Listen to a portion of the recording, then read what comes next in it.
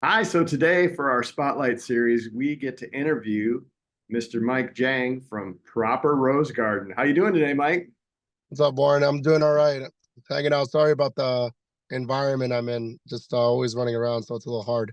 You're a busy, important guy, so you got stuff going on. You're trying to make people happy with your wonderful desserts, right? Yeah, pretty much. That's I aim to please. Love it. I love it. Okay, so I'm just going to ask you 7 questions, and I'm curious to hear your response, and we'll all learn from them. So, first question: what do you attribute your growth to? Definitely growth was strongly attributed to social media. We're in a unique situation in today's day that we have the ability to reach millions of people that Hmm. are not in front of us. The digital age is upon us, and we have to learn how to adapt. Otherwise, we just we get left in the dust with all the people who are doing it. So I think Proper Rose Garden was very lucky. We hit the market during a time when everybody was on their phones, COVID. There wasn't too much to do, and we were one of the first to reopen, and we just captivated thousands of people at the same time. And we were a brand new concept that Houston has never really had before. So yeah, I think with all the added um what's the right word? Added, I guess, photography aesthetically pleasing. Hmm. Very, Yeah. very pleasing to the eye. Social media really took off for us. So I would say the growth is definitely attributed to that. Well, it sounds like you must have, and I've seen some of your pictures, and I'm sure you have tons of video and stuff, and you obviously have something that intrigues people to come in. So, speaking of that, um, what makes your business unique, and why do customers choose you over potential competitors, which could be any restaurant or coffee shop theoretically? Why do they choose you? Right. So we pride ourselves in being unique. A lot of products that we serve, we were the first to bring it to the market. For example, the croffle, that's a croissant waffle. It was something that was very heavily popularized in Europe and Korea, and then it was brought over to the States. And then I'm originally from New York City, and I get a lot of inspiration from my friends, and I saw that I wanted to bring it here, and I arguably say the first to bring that. So we focus a lot on that. We focus on we have a thing that we say bougie on a budget. We like to be bougie on a budget. Afternoon tea and high tea are predominantly known as very expensive experiences, exclusive. You need VIP status or you need reservations months ahead. We're not the Hilton, we're not the Hyatt. We strive ourselves on serving tea to everybody, the general public. You don't need a reservation to come in. You don't need to reserve anything. Our afternoon tea is served 24/7. It's always when if we're open, it's being served, and it's affordable. We don't charge an arm and a leg. We're definitely the most affordable afternoon tea experience in all of Houston. Um, so yeah, I think that's kind of what sets us apart. We have it's like food for the people. I love it. Bougie Yeah, on a budget. bougie on a budget, exactly. That is so cool. I love it. And so, can I ask you? Okay, this is not one of the 7 questions, but I'm very curious. How did you end up coming up with this concept and starting it? What motivated? Mm. Yeah, so the concept was it's very strongly popularized in Asia. Obviously Asia is very influenced by European culture. Europeans did the whole afternoon tea. Well, there's high tea and then there's afternoon tea, right? High tea is typically the more upscale butler service. You're really paying quite a bit of money. It's going to be served with things like creme fraiche and caviar and little tiny finger sandwiches. And then there's the cousin, the afternoon tea. Afternoon tea is a lot more affordable. It's for pretty much everybody. And in Asia, there's a lot of these afternoon tea concept, like just cafes where they serve afternoon tea, but they also serve, finger foods like, popcorn chicken, dumplings, just a whole wide variety, something for everybody. I think that's really kind of where we came up with that idea. Um, I've always loved being in Houston, but when I first moved here, I remember having a lot of trouble finding places to just hang out with friends. Mm-hmm. Um, there's a lot of coffee shops, there's a lot of bars, there's a lot of restaurants, but you're not always in the mood for that stuff. And coffee shops, you don't meet up with a group of friends there, you know? You're not supposed to be screaming at each other while everyone's trying to study. Same thing with restaurants. Not You don't always want to eat, you know, because the amount of times I've been asked, "Hey, like, where do you want to go eat?" It's like, "Ah, I'm not really hungry right now." It's just like, "Oh, well, what now?" So Mm-hmm. we really fall in the in betweens. We are specifically meant to be like a social spot. Nice. After dinner, you know, you finish dinner, you want to go somewhere, you don't want to necessarily go home yet, just want to chat with your friends.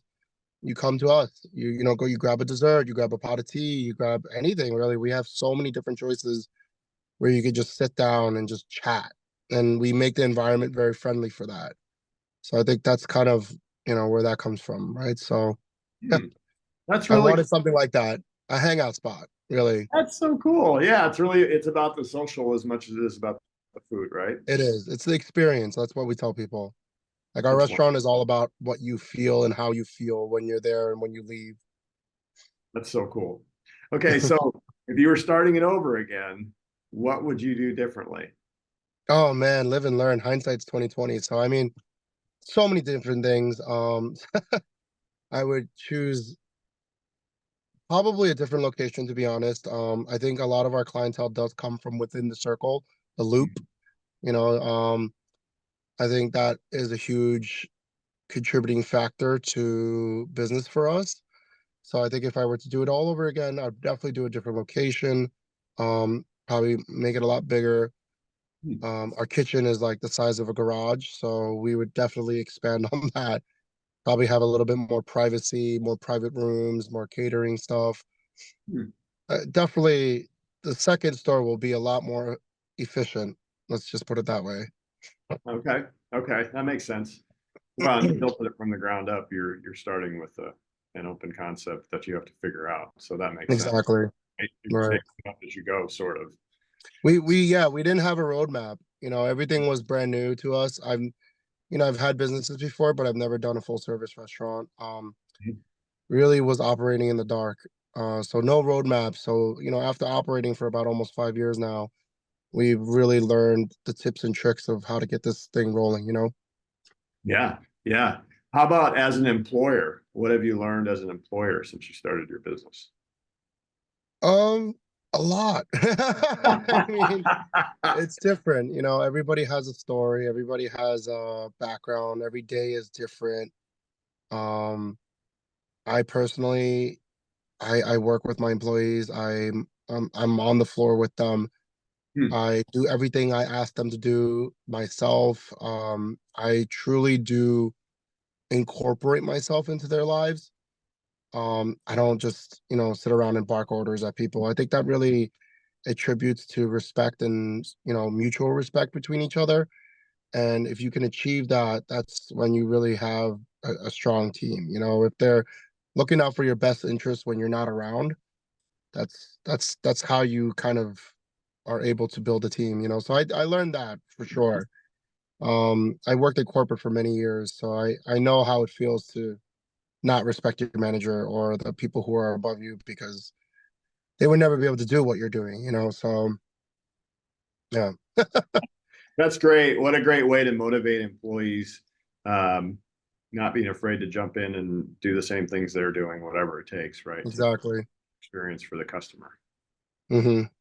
Yeah, that's great. I like that. It really builds trust and respect. That's great. So how do you balance your personal life with the demands of running a business? How's that going for I don't think there's a thing such thing as balance. It's really just you have to just make it work, you know.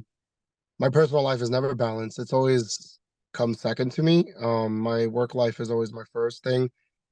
Um, I'm on call 24/7 pretty much. Even when I'm not there, I'm there mentally.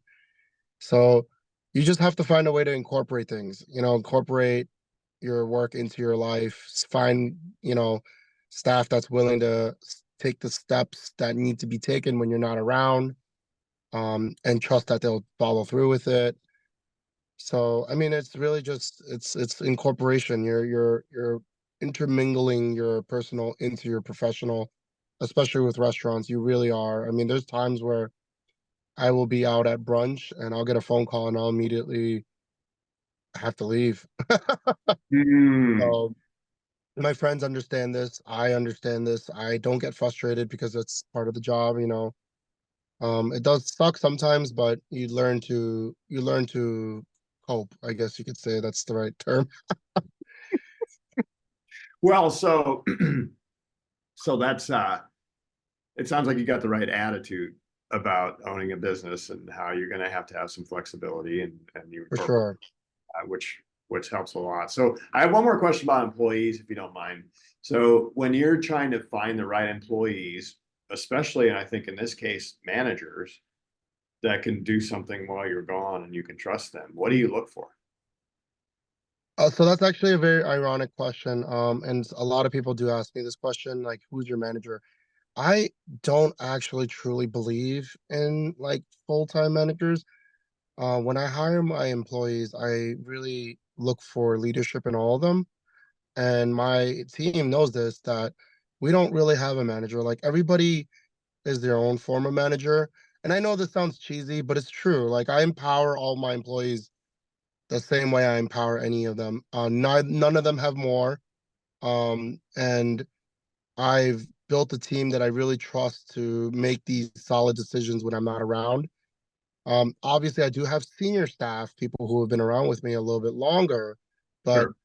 I don't, we don't like to slap titles on people because sometimes it will essentially make them into a villain or like, oh, well, this is someone I can't be myself around. But I hire people based on their talents, their leadership, their trustability. So when I have these conversations with them, I give them the power to make these choices. And if, you know, unfortunately, sometimes they don't make the right choices. And if that happens, then me as a manager have to step in, right? But uh, I've been lucky enough to build a team over the 4 years that I truly trust each individual in my, you know, restaurant to do what's best for the restaurant. So I don't really look for managers if that like specifically, you know, like I don't I truly believe that you should be your own manager, and if you can't prove that to me, then you don't belong on the team, you know? Well, that's brilliant. So you're really just like the Ritz. I mean, I'm sorry? you're like the Ritz. The Ritz, The, the Ritz employees, they can make their own decisions, right? At that's least awesome. all about the customer. So really, you're the same. Yes, I strive. I mean, they know, you know, my team, they know me and my partners priorities. They know what we want. They know what's most important to us. And 99% of the time it will be the customer's satisfaction, you know. So they know they don't need to call me if they need to give away something free to make sure our customers happy. They know they don't need to ask me for discounts if you know it's to make sure someone leaves with a smile versus like being unhappy, you know. So yeah, I mean, yeah, in that sense, like I all of my employees have access to discounts, you know, comping, like we don't, you know, we trust them to make the right choices, you know. Wow. So it sounds like everybody's crystal clear then on the vision of your restaurant, and that is Yes. make the customer happy, give them a good experience, and they'll come back. Right, exactly. I mean, that's absolutely my number one priority. I know sometimes that might not be possible, but we absolutely do everything we can to try to make it happen. Um, you know, if and sometimes, you know, just customers have to understand they have to work with us. You know, it's within our limits, right? So Sure. So what exactly. about last question?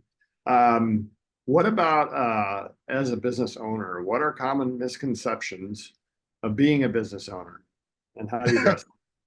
Yeah, so I truly think that people glamorize the restaurant industry. Everybody wants to open a restaurant. Everybody wants something with food. Everybody wants something with that because it Hmm, seems fun. You know, it's all over the TV. It's, you know, all these TV shows and movies talk about it all the time, but it's tough. I mean, you know, any of my friends who ask me like, "Hey, I got this restaurant idea," and they pitch it to me, one of the first things I say is like, "Turn around and run away." Like it's not something that you could just want to do. You know, like you have to, it has to be something that you truly are willing to suffer for a severe long time before you can truly say, hey, like I think I made it. You know, like you got to be willing to like financially, mentally, your personal life, you know, everything goes on hold.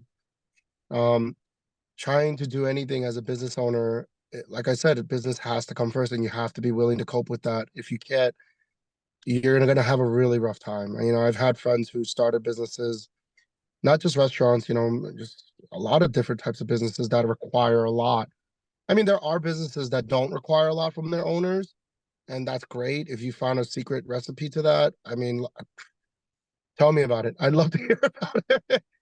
But, you know, restaurants specifically, it's a 24/7 thing. Even when the restaurants close, you're doing things. You know, you're constantly going. So if you're thinking about doing it, really sit down and tell yourself, am I ready for this? Like, am I ready to just potentially suffer on all aspects of my life? Everything is going to go down. I mean, quality of life, I promise you, it's going to go down. And Mm, that might sound very pessimistic, but it's for a greater cause, right? You live and suffer for a couple of years in ways that people can't do, to live the rest of your life in ways that people will never be able to do too. So you look at it in that aspect, then yes, like, and that suffering is different for everybody. You know, it comes in different forms and ways. Some people are lucky; they hit gold right off the bat.